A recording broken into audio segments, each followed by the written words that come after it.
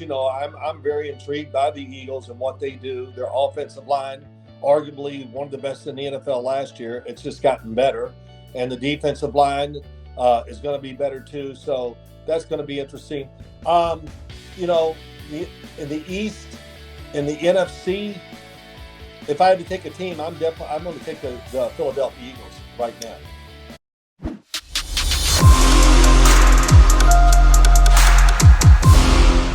This next friend of mine does. 2 Super Bowl championships, should be in the Pro Football Hall of Fame. He is in my Hall of Fame for sure. Giant legend in CBS Sports and the NFL on CBS, my friend Phil Simms. Phil, how you doing, brother? I'm doing well. I got a blood pressure pill if you want to take it to bring yours down a little bit. Phil, I don't know how to explain this to people sometimes when you're talking about your position, that people want to see 700 yards a game. And we're so in this like arena football mentality today that this is about winning ball games. It's not about putting up gigantic numbers. I mean, look, I want to start our conversation off with this, though. And because we were talking about Jalen Hurts, I think Jalen has a lot to prove. I don't think that style of play will win a Super Bowl. Am I wrong when I say that? I would say no, it can't, or we haven't seen it to the degree that Jalen Hurts with the Eagles. I'll say this about, first of all, Jimmy Garoppolo, all that. It's amazing. You go to a Super Bowl, you go to the championship game, but it's all about this, and you know this. They gave up really 2 draft picks. I love this. They gave up 3 draft picks. Well, no, they had 1, so they gave 2 more to the who did they Dolphins? To the Dolphins, of course. So to get Trey Lance, and it's all about validating Trey Lance. That's what it's all about to me. Not all, but a big majority of it is about we got to justify what we did to move up to the 3rd pick, which I still to this day will say when they made that trade to move up, I feel very confident they were doing it to pick Mac Jones. And as time went on, so many other elements came involved. Some people in the front office, maybe the coaches, whatever, started studying more film and decided Trey Lance was their guy. But to me, that's kind of funny too. You make this move up to the 3rd pick of the draft, and you don't have it in submit who you want, but they realized they would have a choice between a couple quarterbacks. So that's why they did it. And regardless, they want to play Trey Lance because, again, general manager, coaches, everybody involved in the organization is invested in Trey Lance. I'm not moving off a guy, though, Phil, 41, 16-1 and 5-2 in the postseason. And I'm going like this because I sold my assets, and to justify all of that equity that I gave up for the guy, you're going to compromise a winning record? Because I tell you, I think the reason I'm saying one of the best things happened to the Niners was the guy did get hurt, because it paused their decision, and it's making it even harder now because, do you agree, Phil? I think the coaches are looking at Jimmy G going, I don't know, because I'm watching Trey Lance in practice, and the front office is above them, and you know that dynamic. Oh, yeah, listen, I think what Trey Lance did play last year, he played like a quarterback that, needed repetitions, needed experience. He played very recklessly, I would say, a reckless football. And to think that as I watched him, that he was going to – I remember watching the Arizona game in the studio going, wow. I mean, every play or whatever, when you don't like it, he was running, taking big hits. He's not Lamar Jackson who can skate around all the big hits and things like that. He takes punishment. And come to find out, he got hurt in that game too and was out for a few weeks. But, look, their offense will look different. It'll be a different football team. They're going to play Trey Lance. It will fit Kyle Shanahan. But don't forget he had Robert Griffin III, and they're going to be a little different. But, all the running plays and everything like that for quarterbacks in the NFL is the fastest adapting organism in the world. You know that. They've seen it. We saw, even when you watch Baltimore, their run game was a little different because everybody has seen the pulls, the traps, all the other stuff, and they copied a lot of it, and it made it harder for it to work for the Baltimore Ravens. So my last thing, let me get back to Jalen Hurts. Philadelphia is going to be physically one of the best teams in the NFL this year. They're right out of your playbook there, big man, as I see you sitting there. And I got a big bandage on my face. I had some surgery, some skin cancer, no, not skin cancer, but some skin problems or whatever. But the Eagles are going to be big, really big, very physical, and they're going to be a tough team and all that. But the big question that you asked me, can Jalen Hurts progress as a passer? And it's more than just decision making. It's about making throws. And we did not really see that last year. I think it really got exposed in the playoff game. But another year of experience. I will say this about Jalen Hurts. Every year that I've watched him, Alabama to Oklahoma, in the pros, he has gotten better physically throwing the ball. But is it up to big-time playoff win caliber quarterback in the NFL? No, it's not. It's still far away from that.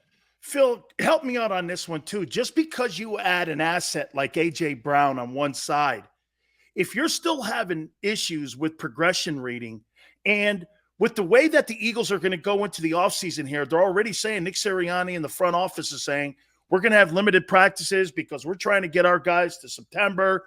We're not going to be practicing a lot. They're going to go more with the organized team practices with other teams.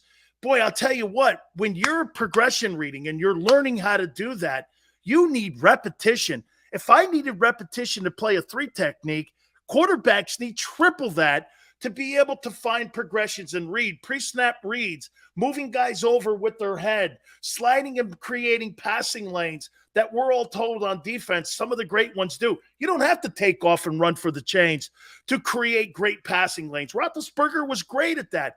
How can you get better in 3 months if you're not practicing it? Well, there's a lot there. First off, he's behind when it comes to doing what you're saying. Why?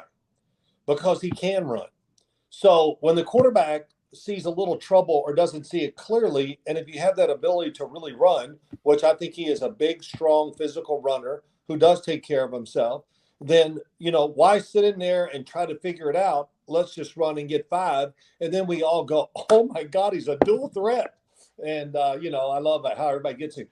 But sometimes you run for 5 yards, but you pass open the wide open 20-yard throw that's down the field that you didn't see. That happens. It happens to all quarterbacks. But I think it happens to more of the guys that have the option to run. And why does that? Because let's just take Tom Brady, the greatest example of all. Why is he so good in the pocket? Because he has no choice. For him to have success, even in high school, he had to work the pocket, find 1 to 2, do all those things. And now we see him, in his 40s, and he's excelling as well as ever because he has all that experience of standing in the pocket because he has no choice, moving in the pocket, throwing off balance, which he is really good at, and he's perfected his throwing motion. And so that's why, listen, he can still make big time, high difficulty throws in the NFL. Giving time with that receiving core and everything else, it's brutal. But Phil, do you agree then that those type of quarterbacks, then it's almost a built-in quality that you and those drop back quarterbacks have where you've got to learn to be patient. When you have the ability to have the wheels, it maybe takes that patience away from you a little bit. Sure. Or hell, I have the other option to run. I can run for the sticks. Sure. That's really what I was trying to explain is that, it's an option that a lot of quarterbacks don't have. And so listen, it's a new game. It's entirely different. When I watched, I absolutely, or accidentally, I should say, was watching a little something, trying to make a video for kids, watching plays and quarterbacks and seeing all these things that we're talking about now. So, for the Philadelphia Eagles, the OTAs, all that, the experience is going to get there. But Dan, I will say this, practicing against other teams, to me, is far more beneficial because it's uncertainty. It's more like a game. It's limited reps, but they're high quality instead of against your own team every single day. So I think and it preserves your team a little bit too. I like these teams that get together and have these practices because I think it serves a great purpose. And we did it even when I was playing, and I loved it when we did it. Just like, Absolutely. yeah, it was really good. So that'll be good for the Philadelphia Eagles when they do that. Who do you have as a favorite in your opinion now? We're getting down to the 90-man roster. July's coming up. We got camp next month. I mean, getting ready to go into camp, barring any kind of catastrophic injuries. Who do you like coming out of the East, or at least going into the first quarter pull of the season? Oh, the East of what? The NFC East. Oh, geez, I really haven't thought about this, Dan, much, but I'm very intrigued by the Eagles and what they do. Their offensive line, arguably one of the best in the NFL last year. It's just gotten better, and the defensive line is going to be better too. So that's going to be interesting. In the East, in the NFC, if I had to take a team, I'm going to take the Philadelphia Eagles right now. Over to Cowboys here. I want to start this with your former team, the Giants here. Would we agree one of the burning questions is going to be, I mean, look, Jerry Reese, and when you had Tom Coughlin in the building, and you had, again, the Maras on top with the Tishes, there was really a great structure, and it's always been known to have that great structure since George Young. I mean, you struggled a little bit when you first got there because they were revamping that front office from my uncle to George Young. But, I mean, it was stable for such a long time. Is that the big dynamic with the Giants right now? How do they weather through this, figuring out Daniel Jones, the new coach, the new GM, and how that dynamic works? You think that's the big question going into this year for them? Oh, well, sure it is. It's really, when's the last time we saw a team that, two things, and I'll make them quick. When you get into that dungeon, which the Giants are in, it can take 10 years to get out. And you need everything. You need smarts, you need players to come through, and also you need some luck. So, but how about being arguably one of the worst teams in the NFL last year and then strapped by the salary cap? So, unbelievable. Bad team. We got salary cap space. We can make a lot more improvements. And the Giants, they had to do double. I thought they drafted very well, but also they had money issues and tried to control that. But I do think they finally have an offensive line, and everybody talks about Daniel Jones. And here we go. What happened to the Giants when Daniel Jones was out for the end of the season? They couldn't even get a first down. And I mean, that's not exaggeration. They couldn't get first downs. They couldn't score, and they looked, Jason Garrett, he's the problem. Well, it got worse, and it got a lot worse once Daniel Jones was out there too. So this is going to be interesting. See what they can do. It's, of course, a big year. Daniel Jones played behind arguably the worst offensive line in football last year. He did. So we'll see. I do have hopes as usual. I'm a Giant fan, but I think the Giants have done a really good job during the offseason, what they've done with their football team, the draft, and also Brian Dable. I have a lot of faith in him. Just his design, his mannerisms, the design of the offense, and how he's going to really put a tremendous focus on Daniel Jones. And this will be it. As I said to somebody, maybe my son said it, or maybe I told him, Daniel Jones is playing for $130 million this season. That's what he's playing for, his future. Because to get a second shot at being a franchise quarterback, you got to be lucky to get that second shot. So this is truly, without even exaggerating, a make or break year for his career. Phil, please help me on Carson Wentz here. Last year, 27 touchdowns, 7 picks, 94 quarterback rating, 3,700 yards passing, 9-8. There's no doubt the Titans game, worst 8 minutes of football I've ever seen by a quarterback. It finished horribly against the Jaguars. But then I look at the numbers and I look down at it and I go like this. Those are franchise numbers, man. I mean, who is Wentz, and is this his last stand in Washington, in your opinion, to be considered a franchise guy? Oh, absolutely. I mean, I think he's really fortunate to get this next chance. And, the Washington football team Commanders, they don't want to start with another quarterback in a rebuild. Ron Rivera needs to win some games this year.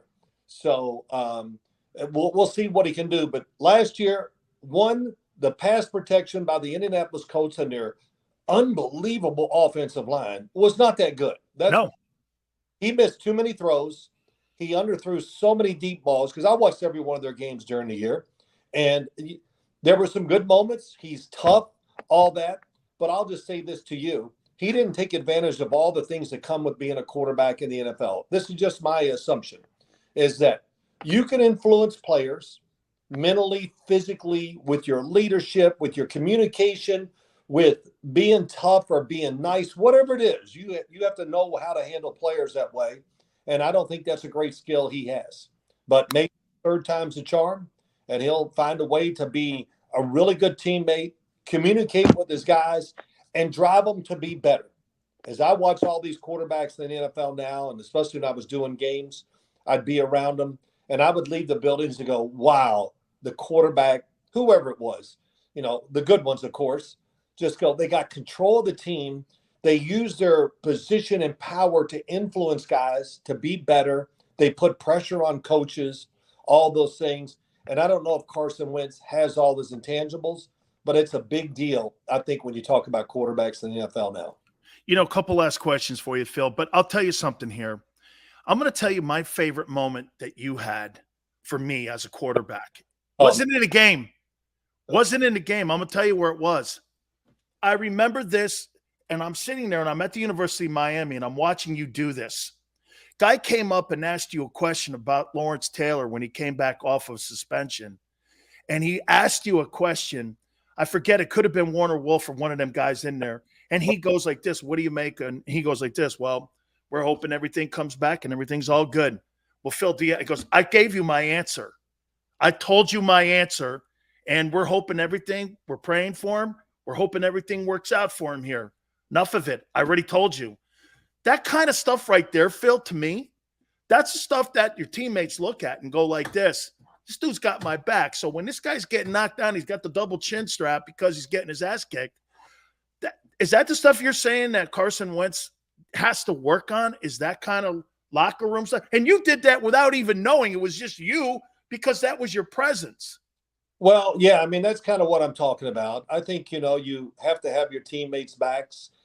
You have to be able to have a communication where you can say things to your wide receiver like, wow, you ran the route this way, but I need this. You could talk to your offensive lineman, which I think that was one of my good qualities, that I could communicate with my offensive linemen, especially centers, Bart Oates. I would go to the sideline and sit right next to him, and I would say things. I just go, I don't know why he didn't punch me in the face. And he would go, Phil, it's not my guy. And I said, hey, that's what I'm saying. I don't care. You're and what's amazing, then he'd go, okay, I'll take care of it. I don't have time to go talk to every one of them. You're the leader, which is great. That's really an untold. I need to write this in my off-season notes. Centers are huge to success of football teams. Oh, they're the quarterbacks of the O-line. No question. They got to be communicators. Of course, we want them to have talent. They help the quarterback, but they really got to do it and set the tempo for the whole offensive line. And I played with some really good ones. And Bart Oates was not only a leader of men, he was a really good player. And our communication, it was truly great. Absolutely. Two last questions here. Phil, Dak Prescott and the Cowboys. I'm underwhelmed by what they did. Maybe that puts a lumberyard on their shoulder. How do you see the Cowboys this year going in to the 2022 season and what they've done in the offseason? Well, listen, I thought the Cowboys, they got beat in the playoffs by the 49ers. I said, man, that was one. There were so many good athletes, and it was such a physical game that it was, captivating watching it.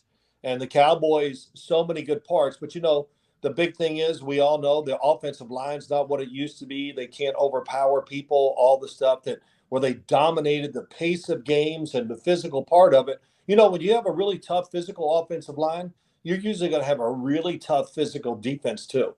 Cowboys kind of had that. Their defense was impressive for most of the year. Of course, we all know about Micah Parsons and his greatness as a rookie. My gosh, it was unbelievable. I thought he did run out of gas a little bit at the end of the year, but it still was a special year. But the Cowboys, I don't see the offensive line being in the same air or breath as maybe the Philadelphia Eagles and some of the good old lines in the NFL. It's going to be interesting to see. Losing Amari Cooper, and the defense, a lot of speed, a lot of what I consider some dynamic guys, but still they give up too many plays. Final question. Passing game, that's for sure. Final question for you here. Doug Pederson gets an opportunity to kind of be what Andy Reid did when he was let go in Philadelphia, goes to Kansas City. Obviously, Patrick Mahomes is here, and here's another talent here. And now we finally have an adult in the room. Instead of Urban Meyer, we have Doug Pederson now down in Jacksonville. The impact that you think he has on that team, on Trevor Lawrence, they get Etienne back too. He got hurt last year. He didn't get a chance to run the ball for them at all. He was a first rounder. Do you have expectations for the Jags with Doug Pederson down in Jacksonville? Yeah, I do. I like second time around coaches, especially ones that had a little success or showed they can manage a football team and all that. And Doug Pederson, of course, did that in Philadelphia. Watching the interviews on TV, reading the articles and all that, it seems like the players are really excited. There's of course, a different environment. Doug Pederson has a great way about him. He's a lot like Frank Reich. They relate to guys really well, especially to the quarterback. And I just watching Trevor Lawrence's interviews on TV, smiling, you can see that, oh my God, it's so different that it's the whole coaching of the football team and everything makes you feel better. And Doug Peterson's going to take care of Trevor Lawrence. He's going to call plays, design things to make it much easier for him. I thought overall, I'm being pretty tough here, but I thought it was an underwhelming rookie year for Trevor Lawrence. I know he wasn't on a good team. Everybody, of course I know that. I don't judge people on their one-loss record sometimes because I judge the circumstances they're in. No matter how great you are, you can't overcome it. But with Doug Pederson, but to go back, the last game of the year against the Colts, I saw him play and I went, wow, it kind of came together for him. I hate to pin it all on one game, but that game was so much more impressive than all the rest of his games combined. So that had to give everybody hope down in Jacksonville.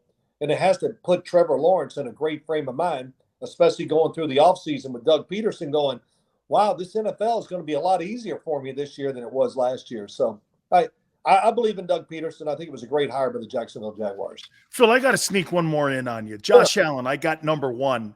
Yeah. That's my quarterback going into 2022. 30 seconds here. Am I nuts here by saying that? Well, of course not, I love this, all the narratives that go with Josh Allen, because there were so many people, he's no good. He can't, his completion percentage.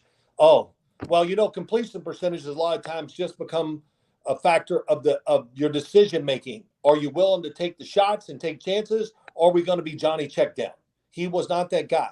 But Josh Allen is one of the top 5 players in the NFL without question. I don't even think it's an argument. And he has just transformed himself. I think there'll still be a high-flying offense, even with Brian Daboll out of there. So he's tremendous. When he was a rookie, Dan, he was must-watch TV. Not even close. But damn, was it exciting. And I turned to Boomer once, and I said, this is like, no matter what, it's almost a train wreck sometimes, but you can't take your eyes off their games. And the second year, he got in the playoff game down in Houston. Everybody, again, all the haters, I thought he played really well for a second-year quarterback in a playoff game on the road. But we all looked at one thing that had nothing to do with the outcome of the game, and they judged him on that. But he's been tremendous the last couple of years, and I don't see that slowing down. Phil, thank you so much on this Friday for finding time for me. I really appreciate it. Thank you, my friend. All right, big guy. You take care, and don't forget, take those blood pressure pills. That is Phil Simms. I appreciate it, my friend. The great Phil Simms there. Yeah, man. I mean, good. I'm glad to hear that, too, because I really love Josh Allen, man. I think this guy's going to be the best player at that position in the NFL. Okay, please hit the like button. Don't forget, my friends, Morgan & Morgan, where the fee is free. Finding an attorney could be one of the most important things that you can possibly do. When you're talking about getting fair compensation for you and your clients, this is the number one thing that you have to look out for your family. For the people, it's not a slogan. It's who they are. It's what they do. This is what John Morgan has done for 30 years. Guess what? Collect settlements for all of his clients, $13.5 billion. They are the biggest casualty law firm in the United States of America. There's no such thing as a fender bender. The army of attorneys, over 800 strong, with Morgan & Morgan, our offices in Philly, New York, Florida, and across the country, ready to do battle for you. That's right, to do battle for you. Do me a favor. Call them, 800-512-1600. The call is free. The consultation is free. 800-512-1600. That's 800-512-1600. Open 24/7, 7 days a week. And when you call Morgan & Morgan, do me a favor. Tell them Big Sil sent you. I'm John Morgan of Morgan & Morgan. When you're hit from behind in a car crash, the insurance company may try to say, you can't possibly be hurt. It was only a few miles an hour. It's simply not true. You see, here's the thing. Getting hit at 10 miles per hour is like falling off of this. 15 miles per hour, like this. And only 25 miles per hour, this. Injured, dial pound law. There's only one Morgan & Morgan.